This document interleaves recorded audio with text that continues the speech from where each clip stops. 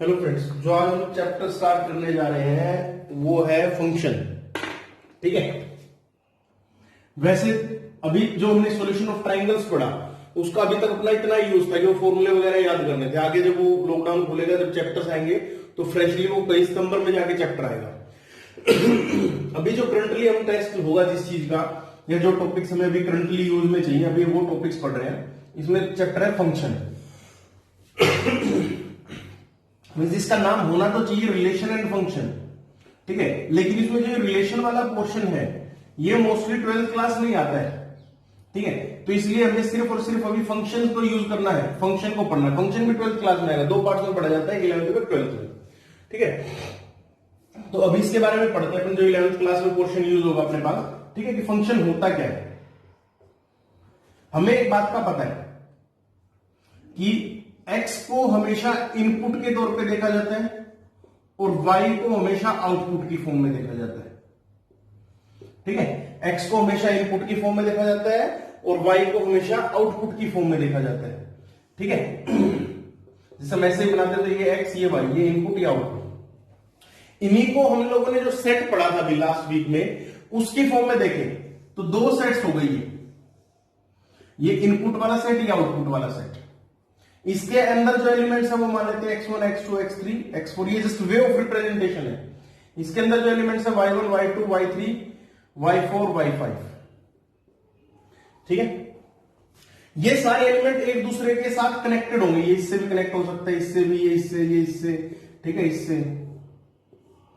मतलब different types की इनकी बॉन्डिंग होंगे, डिफरेंट टाइप्स के साथ एक दूसरे के साथ कनेक्टेड होंगे।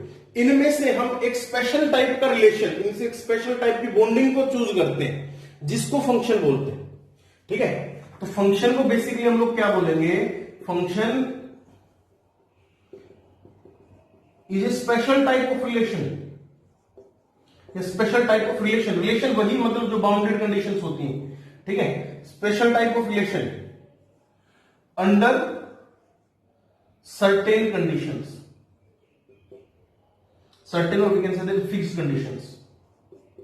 वो कंडीशंस क्या क्या होंगी, वो रिलेशन से इसको फंक्शन में कन्वर्ट कर देंगे, वो इसको फंक्शन बनाएंगे। ठीक है, तो वो देखते हैं वो कंडीशंस क्या क्या है। पहली कंडीशंस क्या है,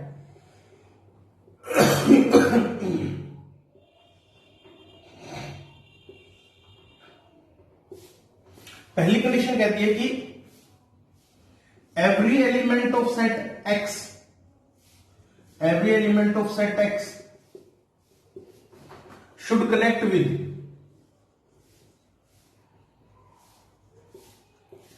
element of set y, element of set y। मतलब इसके हर एक एलिमेंट की इसके साथ कनेक्शंस होनी चाहिए। जो भी इसके अंदर जितने भी एलिमेंट्स हैं, 4 एलिमेंट्स हैं, तो चारों के चारों कनेक्ट करने चाहिए। और दूसरी भाषा में बोलूं तो मैं ये कह सकता हूं दूसरी लैंग्वेज में कि इसका कोई भी एलिमेंट बिना कनेक्शन के, बिना खाली के रह नहीं सकता। ठीक है, तो हमेशा हर एलिमेंट्स क्या होना चाहिए, कनेक्टेड रहना चाहिए। सेकंड स्टेप क्या कह रहा है कि each element of x, each element of x should have only a single image, should have, each element of x should have only a single image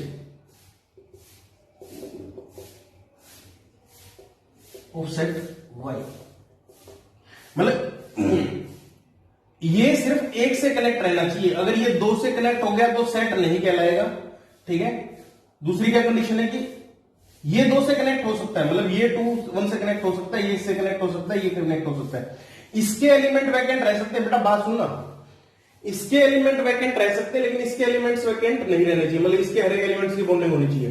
ये जो सिंगल है x1 है, ये एक से ही कनेक्ट होना चाहिए। ये अगर दो से कनेक्ट हो गया तो फंक्शन नहीं कहलाएगा। ठीक है, अब हाँ, ये दो एक से कनेक्ट हो सकते हैं।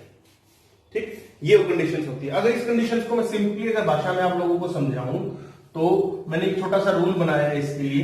ठीक है, इसको आप समझने के लिए इस्तेमाल कर सकते हैं। ये केस हो गया चाइल्ड का, ये केस हो गया मदर का।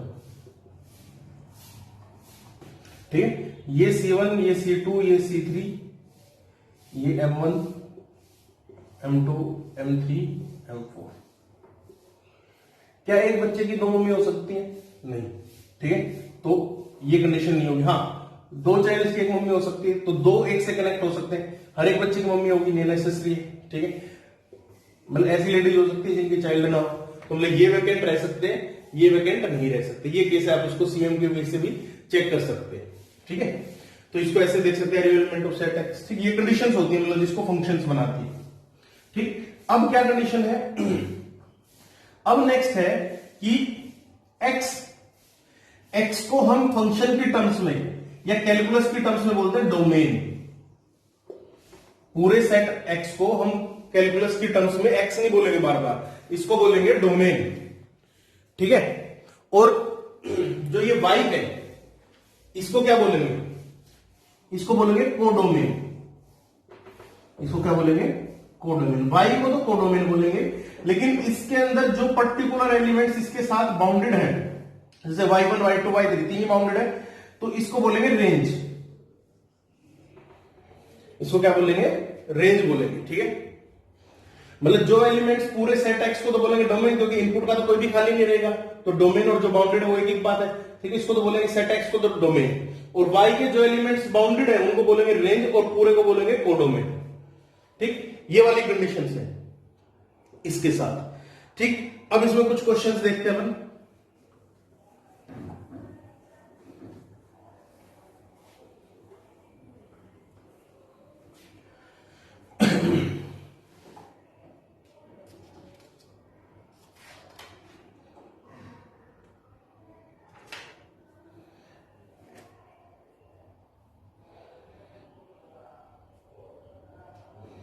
ए सेट है वो है -1 1 2 3 5 ए या एक्स।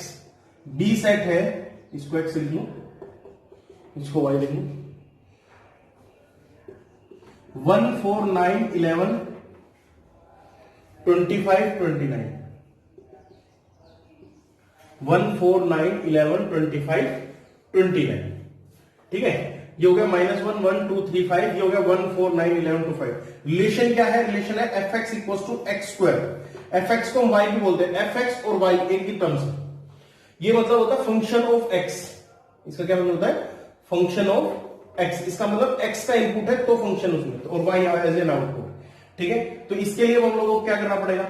एक्स स्क्वायर, मतलब इसके -1 1 2 3 5, ये तो पूरा डोमेन हो गया। अब इसलिए इसको y ना बोल के इन्होंने सेट b बोला था, या y लिख लो, इसको कोई दिक्कत नहीं। इसके कौन कौन से? -1 का स्क्वायर 1, 1 का स्क्वायर b1, या 2 का स्क्वायर 4, 3 का स्क्वायर 9, 5 का स्क्वायर 25।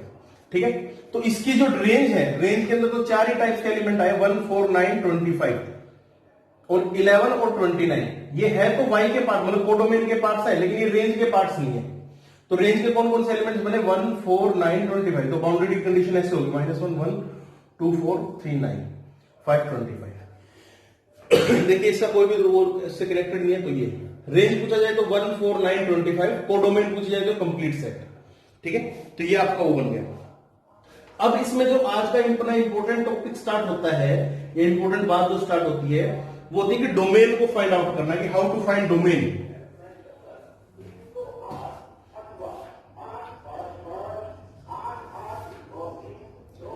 डोमेन को फाइंड आउट करने से पहले फंक्शन के एक रूल है, सिंपल सा रूल है फंक्शन का। फंक्शन क्या कहता है कि function should be real value based. क्या कहना है कि function should be real value based. कहने का मतलब रियल इनपुट चाहिए और रियल ही आउटपुट चाहिए। जैसे y = f(x) एक फंक्शन है, ठीक है, तो इसकी रियल ही इनपुट देंगे और इसका रियल ही आउटपुट मिलना चाहिए अपने। ठीक, जैसे फॉर एग्जांपल अगर मैंने ये लिख दिया कि f(x) = x/(x-1)। अब आप बोलोगे कि सर इसके डोमेन, मैं बोलूंगा इसके डोमेन में कौन कौन से एलिमेंट्स होंगे। अगर आप लोगों ने बोला कि x = 1 इसके डोमेन का एलिमेंट है, तो 1 डालने पे 1/0 बन रहा है, तो डिनोमिनेटर 0 बनना मतलब इनफाइनाइट वाली टर्म्स देगा, और इनफाइनाइट एक नॉन रियल टर्म्स है, इसको हम रियल में पता नहीं लगा सकते। तो x = 1 is not the part of this domain. ठीक है, अभी वो देखते हैं रूल टू फाइंड डोमेन्स। ठीक है। ठीक है, इस लाइन का हमेशा ध्यान रखना कि function should be real value based.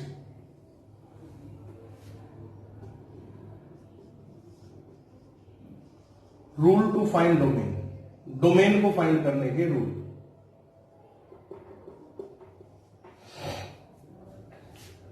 Domain को फाइंड आउट करने के क्या रूल है? एफ एक्स है, सॉरी पहली कंडीशन क्या होगी कि denominator should never equal to zero. कोई भी अगर फंक्शन दिया है उसका डिनोमिनेटर कभी भी जीरो के इक्वल नहीं होना चाहिए। Quantity under square root must be greater than और equal to zero. Quantity under square root must be greater than और इक्वल टू जीरो। ठीक है, अब हम मान लो कि अगर जैसे थर्ड कंडीशन है कि एफ एक्स अपॉन जी एक्स की फॉर्म में दे रखा है कोई फंक्शन अपने को, इससे डोमेन निकली D1, इससे डोमेन निकली D2, दोनों को न्यूमरेटर डिनोमिनेटर को अलग अलग डोमेन निकालेंगे, वो सिखाता हूं कैसे। ठीक है, तो जो फाइनल डोमेन होगी वो D1 इंटरसेक्शन D2 होगी, मतलब दोनों की कॉमन डोमेन होगी निकल के। ठीक है, तो ये तरीका है इसको फाइंड आउट करने का। ठीक, अब कुछ क्वेश्चन देखते हैं, क्वेश्चंस के थ्रू हम लोग समझेंगे। ठीक है, ये रूल्स लिख लेना अपनी फेयर कॉपी में।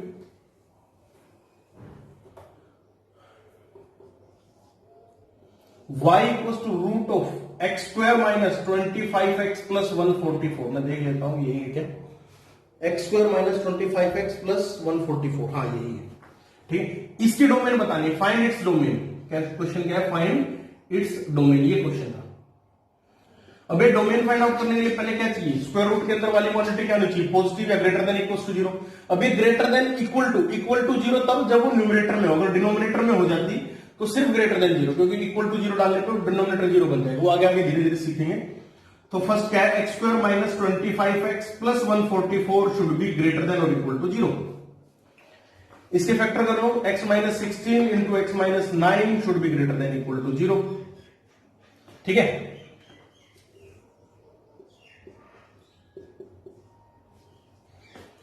अब ये देखो ना, ये यहां के बाद इसमें कुछ रूल्स लगा, अपने को पता नहीं greater than equal to zero. उसके बाद तो इनइक्वालिटी वाली फॉर्म में आंसर आ गया, जो हमने पढ़ा था बेबी कर्व टाइप का मेथड। तो इसलिए मैथ में हर चीज एक दूसरे के साथ लिंक मिलती है बेटा। 9 16 जीरो डाल के चेक कर लो, जीरो डालने क्या बन रहा है? Positive negative positive. अब greater than equal to zero कब से कब चाहिए? इंफिनिटी। तो minus infinity to 9 union 16 to infinity, ये आंसर आ जाएगा। Minus infinity to 9 union 6 to infinity, क्योंकि इसके ऊपर पॉजिटिव है। अब 9 और 16 डालने पे जीरो बन रहा है, तो square root of zero zero के इक्वल होता है, बट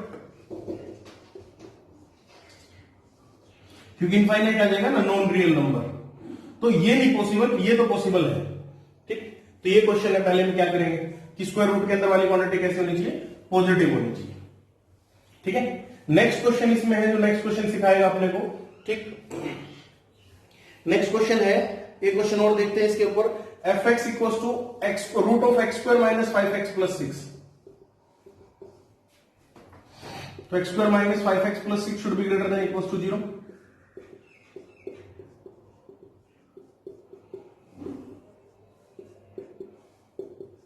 जीरो डालो, पॉजिटिव नेगेटिव पॉजिटिव,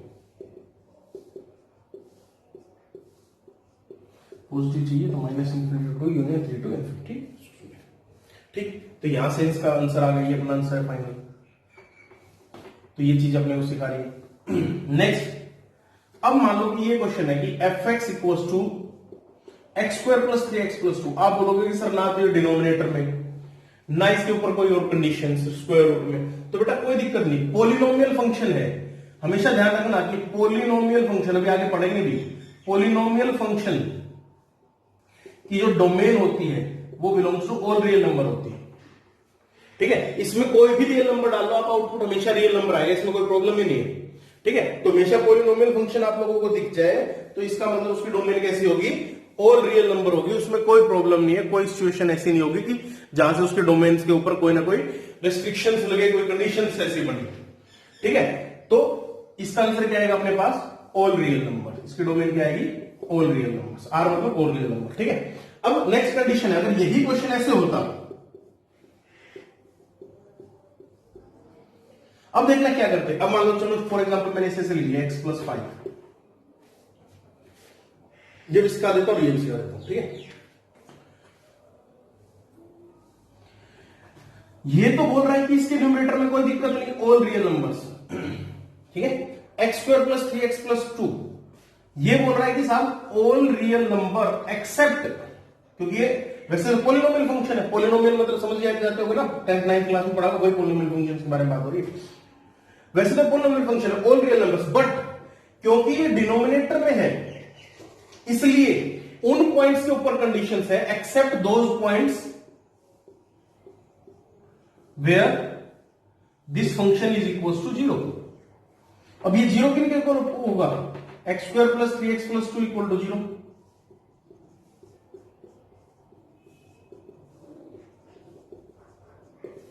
तो x की वैल्यू -2 और -1, ठीक है। तो ऑल रियल नंबर एक्सेप्ट -2 और -1, ये इसका फाइनल, ये मतलब इसका निकल के आ गया।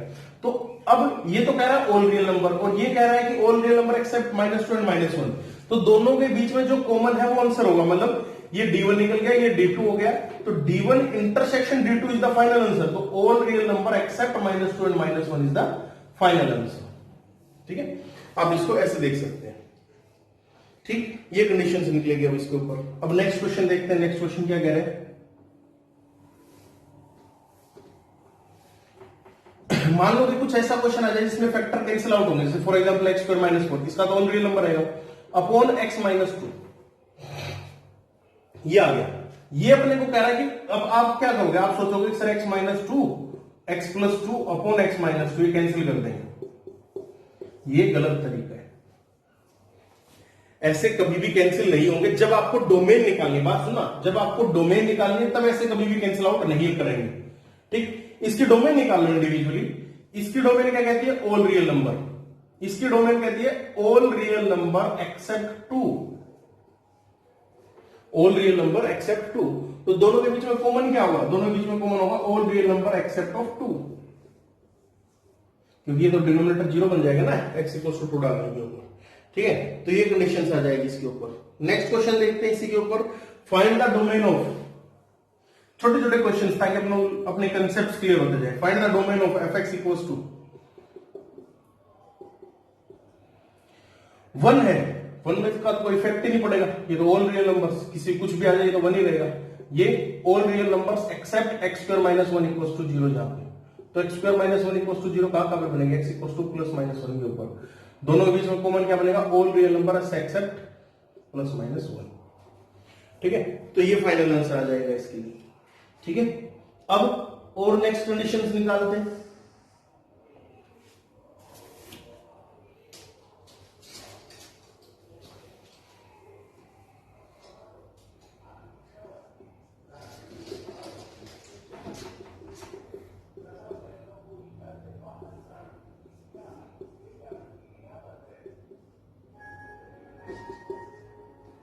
X square plus 5x plus 1 divided by root of x square plus 6x plus 8, ठीक है।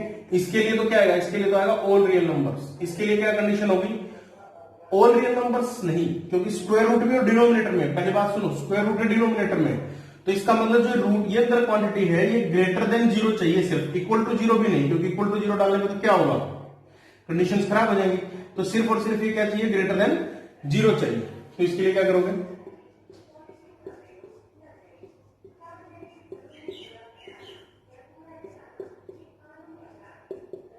जीरो डालो, पॉजिटिव नेगेटिव पॉजिटिव, तो -∞ टू -4 यूनियन 2 टू इन्फिनिटी, ये इसका आंसर आ जाएगा, ठीक है। तो यहां से क्या निकला, यहां से निकला और यहां से निकला कि -∞ to -4 union 2 to infinity, -2 to infinity, ठीक है। अब ये कह रहा ऑल रियल नंबर्स और ये कह रहा -∞, तो ये दोनों के बीच में कॉमन क्या होगा, ऑब्वियस सी बात ये होगा, तो आंसर आ जाएगा -∞ to -4। So this is the required answer, or you can say this is the final answer, ठीक है। ये आपका वो आ जाएगा। अब नेक्स्ट अपने पास, नेक्स्ट इसमें मान लो कि रेंज निकालना सीखते हैं, ये तो डोमेन हो गया। अब रेंज, अब रेंज के लिए मैं एक बात करता हूं, रेंज हम सिर्फ 11th क्लास में हल्की फुल्की सीखेंगे, ठीक है, क्योंकि जो मेन पोर्शन है वो 12th में यूज होगा इसका, लेकिन फिर भी अपन लोग सीखते हैं कि अपने लिए क्या क्या वो होगा, ठीक है। मान लो कि पूछा गया कि y = x², find its range, find its range. तो रेंज निकालने के लिए क्या वे है, एक सिंपल सा वे, या तो आप लोग यहीं से आइडिया लगा लें कि अच्छा ये आउटपुट होगा, वो आगे क्वेश्चंस में होगा, या फिर दूसरा तरीका क्या है कि एक्स, अभी इस क्वेश्चंस में क्या है, वाई सिंगल है और एक्स में फंक्शन है, वाई सिंगल की उसमें है एंड एक्स के टर्म्स में फंक्शन आ रहा है आपका। ठीक है, हमें क्या करना है रेंज निकालने के लिए, एक्स को सिंगल कर लो और वाई की टर्म्स में फंक्शन निकाल के फिर उसकी डोमेन निकाल लो एज वाई। डोमेन मतलब वाई की पॉइंट ऑफ व्यू, जैसे for example y equal to x square है, अब एक्स को निकाल, अब यहां पे क्या करें, taking square root both side, तो x equal to plus minus root y आ जाएगा, स्क्वायर रूट लेंगे तो प्लस माइनस वाई आ सकता है। ठीक है, अब क्या करो आप, अब डोमेन निकालो इसकी तरीके से। डोमेन क्या कह रही है कि स्क्वायर रूट के अंदर वाली क्वांटिटी ग्रेटर देन और इक्वल टू जीरो चाहिए, तो y should be greater than equal to zero. क्या होगा, y should be greater than equal to zero. तो ये जो वाई की वैल्यू ये रेंज आ जाएगी, तो रेंज क्या आ गया, वाई शुड बी मतलब zero to infinity, greater than equal to zero, zero to infinity. क्या किया हमने एक्स को सिंगल बना के वाई के टर्म्स में आंसर निकाल लिया। तो ये था अपने पास फाइनली इसका तरीका निकालने का वे। ठीक है, अब इसको थोड़ा सा और देखते हैं।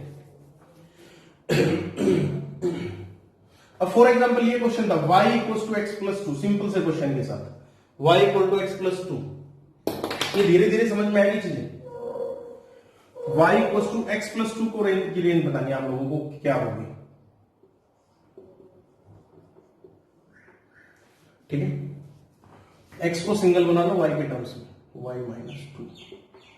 अब इसके ऊपर कोई कंडीशंस लगी क्या, पॉलिनोमियल फंक्शन है मतलब लीनियर, उसके साथ कोई दिक्कत नहीं, तो y माइनस टू, वो y minus two belongs to all real number, तो y belongs to all real numbers, तो क्या आ जाएगा, ऑल रियल नंबर आंसर आ जाएगा। क्योंकि यहां पे all real numbers plus all two, तो ऑल रियल नंबर्स, तो आउटपुट वैसे भी ऑल रियल नंबर्स होगा। या फिर इसका ग्राफ देख लो, इस साइड का इसका ग्राफ बनेगा, मतलब कहीं पे कोई रेस्ट्रिक्शंस नहीं है, स्ट्रेट लाइन होगी, तो यहां से क्या आ जाएगा, ऑल रियल नंबर्स। ठीक है, और क्वेश्चंस देखते हैं अगर इसमें ज्यादा भी कंफ्यूजन है तो। ठीक है, और क्वेश्चंस में जैसे क्या आता है, सबसे पहले एक क्वेश्चन और किया गया कि y इक्वल टू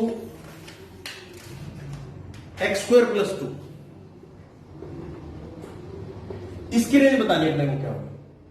तो y minus two equal to x square, x equal to square root of plus minus y minus two, तो क्या होना चाहिए, y minus two should be greater than equal to zero, तो y should be greater than equal to two, तो इसका answer क्या होगा, to to infinity. अब वैसे देखो एक्स स्क्वायर है, एक्स है मे भी पॉजिटिव मे भी नेगेटिव, लेकिन उसका स्क्वायर क्या होगा, हमेशा जीरो या पॉजिटिव प्लस टू, तो ये क्या हो जाएगा, टू टू इंफिनिटी, ये इसका फाइनल आंसर हो जाएगा।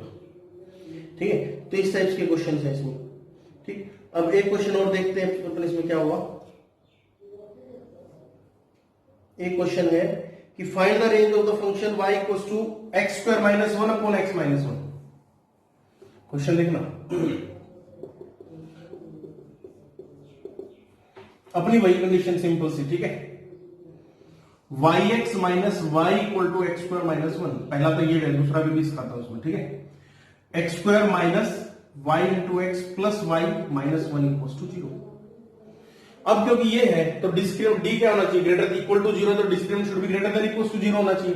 तो डिस्क्रिमिनेंट क्या होता है, B square minus four AC should be greater than equals to 0.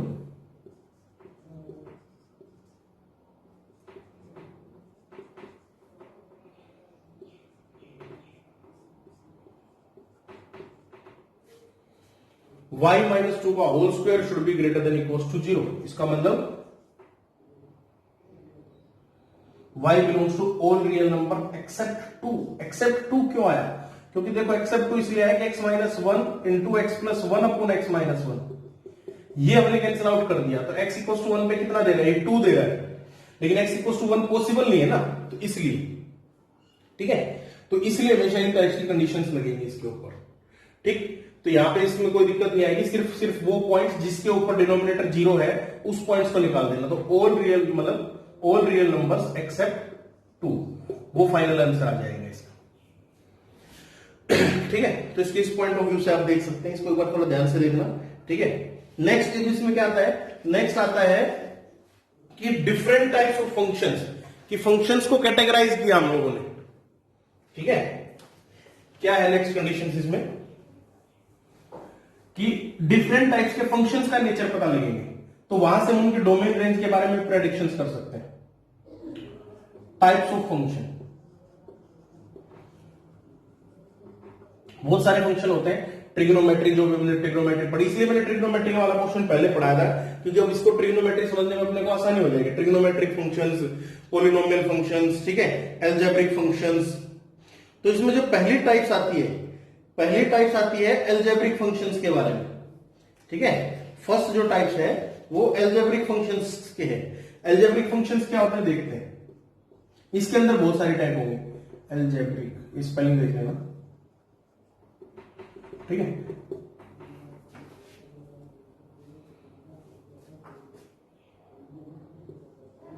जो भी एल्जेब्रिक फंक्शंस के अंदर पहली टाइप क्या आती है, मोनोमियल फंक्शन। मोनोमियल फंक्शन जिसके अंदर सिंपल एक टर्म हो, जैसे for example y equal to x square, y equal to x cube, y equal to x की पावर 4। मोनो मतलब सिंगल और नोमियल मतलब टर्म्स। ठीक है, उनको बोलते हैं अपन क्या बोलते हैं, उनको मोनोमियल फंक्शन बोलते हैं। हमेशा ध्यान रखना कि जो मोनोमियल फंक्शंस होते हैं, या जो भी हो गया y equal to x raise to power 2007 हो गया, इनकी domain belongs to all real number रहेगी। डोमेन क्या रहेगी, ऑल रियल नंबर्स की फॉर्म में रहेगी। ठीक है, फिर नेक्स्ट आता है पॉलिनोमियल फंक्शन। छोटी छोटी सी टाइप है